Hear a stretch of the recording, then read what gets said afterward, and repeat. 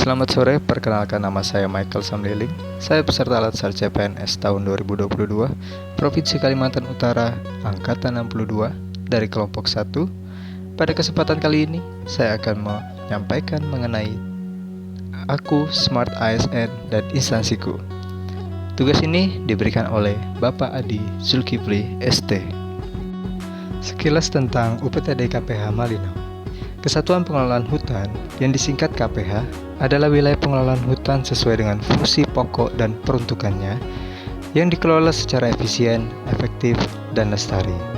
KPH sendiri bertanggung jawab terhadap penyelenggaraan pengelolaan hutan meliputi perencanaan pengelolaan, perorganisasian, dan pelaksanaan pengelolaan, pengendalian dan pengawasan. Dan pada saat ini, kantor UPTD KPH Malinau berlokasi di Desa Sesua, RT 7, Kecamatan Malinau Barat, Kabupaten Malinau, Provinsi Kalimantan Utara. Adapun jumlah personil yang bergabung pada UPTD KPH Malinau yaitu sebanyak 54 orang, yang terdiri dari pegawai negeri sipil sebanyak 37 orang, tenaga teknis kehutanan sebanyak 11 orang, tenaga administrasi sebanyak 5 orang, dan tenaga pengamanan sebanyak 1 orang.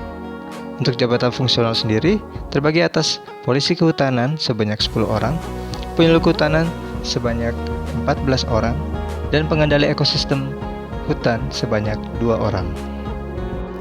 Visi UPTD KPH Malinau yaitu pengelolaan kawasan hutan yang mengedepankan aspek konservasi guna mendukung dan mengamankan pembangunan sosial ekonomi Kabupaten Malinau dan Kalimantan Utara khususnya, serta kepentingan komunitas global pada umumnya.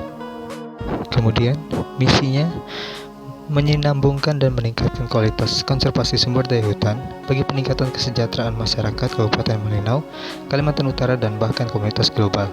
Misi tersebut mengupayakan 1. Pengaweten potensi keanekaragaman hayati. 2.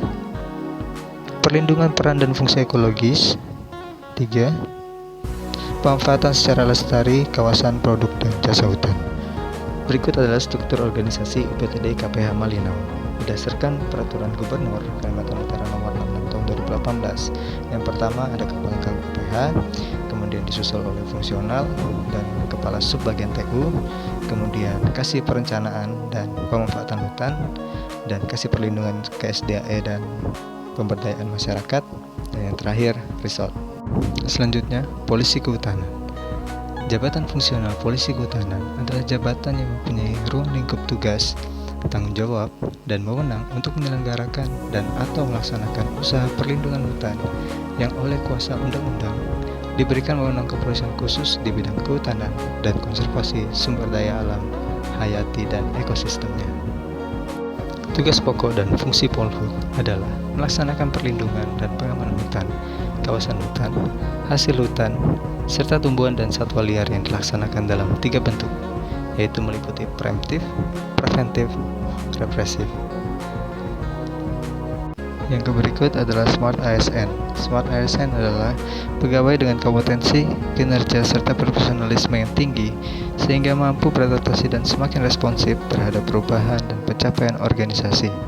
Sebagai seorang Polhut, saya berusaha semaksimal mungkin agar dapat menjadi polisi kehutanan progresif, tentunya dengan memenuhi kebutuhan tuntutan perubahan zaman. Dalam melakukan kegiatan, saya akan mengubah perilaku dan membangun kelestarian, kehutanan, dan kesejahteraan masyarakat. Selain itu juga, saya akan mengupgrade skill dan pengetahuan saya dengan menggunakan teknologi informasi berbasis digital seperti mencari bahan materi untuk mengikuti diklat dan pelatihan baik secara daring maupun luring, serta melakukan koordinasi dan konsultasi terkait dengan kegiatan polisi kehutanan dengan berbagai stakeholder. Semoga kita bisa menjadi ASN yang berakhlak pada jabatan kita masing-masing. Sekian dan terima kasih.